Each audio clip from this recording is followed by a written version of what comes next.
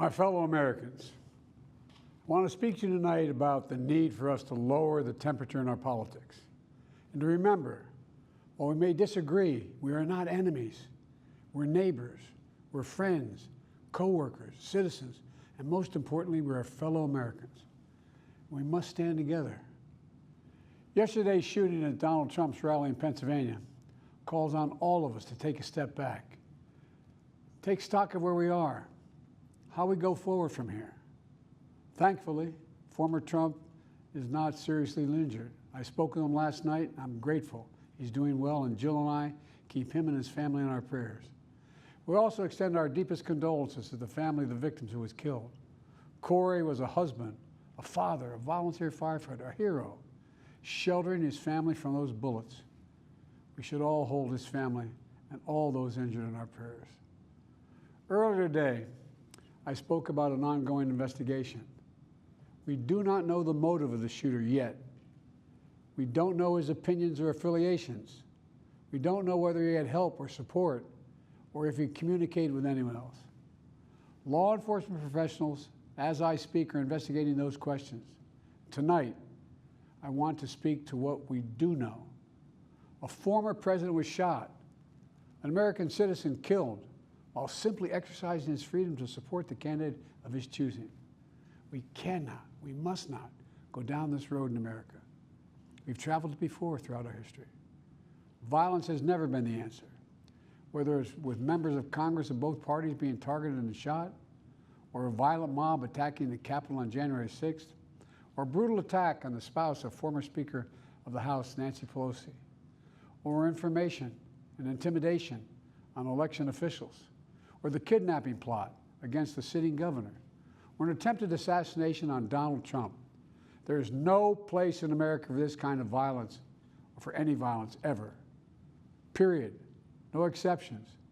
We can't allow this violence to be normalized. You know, the political record in this country has gotten very heated. It's time to cool it down.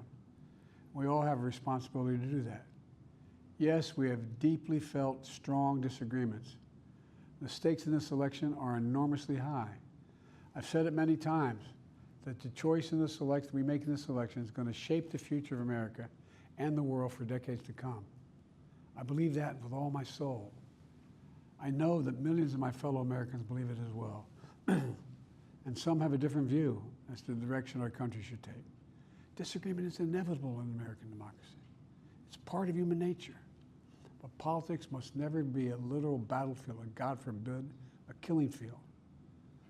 I believe politics ought to be an arena for peaceful debate, to pursue justice, to make decisions guided by the Declaration of Independence and our Constitution.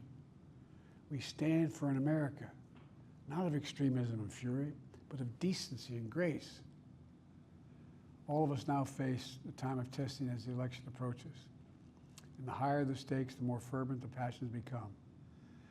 This places an added burden on each of us to ensure that no matter how strong our convictions, we must never descend into violence.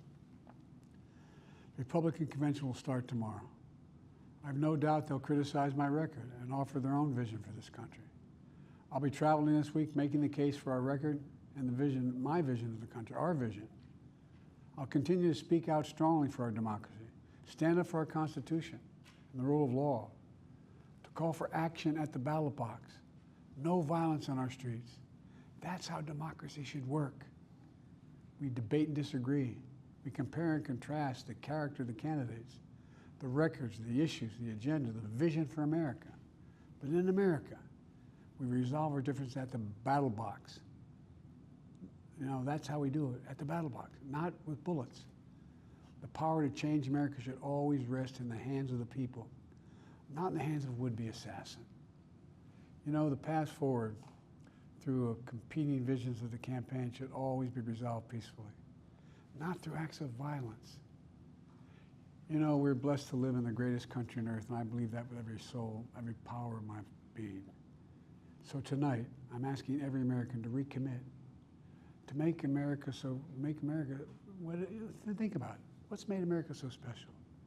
Here in America, everyone must be treated with dignity and respect, and hate must have no safe harbor.